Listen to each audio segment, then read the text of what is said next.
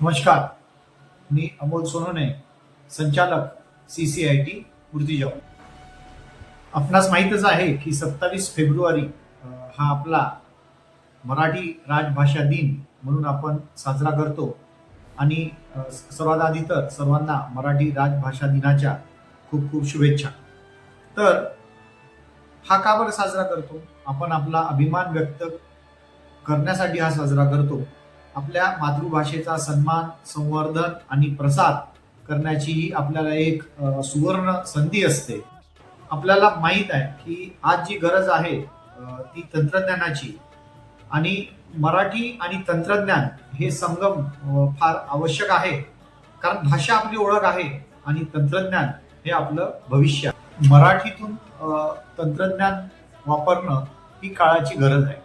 आपल्याला माहित आहे कृत्रिम बुद्धिमत्ता ज्याला आपण आर्टिफिशियल इंटेलिजन्स म्हणतो, जेवढं जास्त आपण ते मराठीतून वापरू तेवढी ती जी सिस्टीम आहे कृत्रिम बुद्धिमत्तेची ती मराठीतून चांगल्या प्रकारे उत्तरं आपल्याला देऊ शकेल. त्यामुळं AI म्हणजे कृत्रिम बुद्धिमत्तेचे टूल सुद्धा आपण मराठीतून वापरणं आवश्यकच आहे.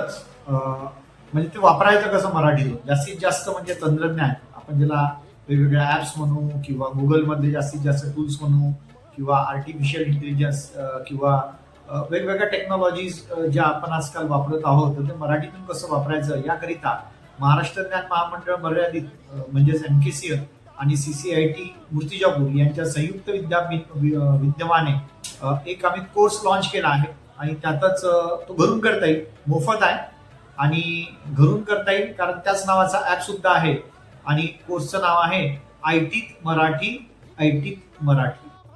या ऍपमध्ये किंवा या कोर्समध्ये तुम्ही काय शिकाल तर विविध जे AI टूल्स आहे. AI म्हणजे काय, AI चे जे वेगवेगळे टूल्स आहेत त्याचा मराठीतून वापर कसा करायचा, गुगलचे वेगवेगळे टूल्स मराठीतून कसे वापरायचे किंवा पुस्तक वाचन, मराठी पुस्तकं कुठे आपल्याला जास्तीत जास्त अवेलेबल होतील, इतर जे डे टू डे लाईफ मध्ये म्हणजे रोजच्या जीवनामध्ये आपल्याला म्हणजे ऍप्स कामात पडतात त्या ऍप्स विषयीची माहिती मराठीतून त्यामध्ये दिलेली आहे.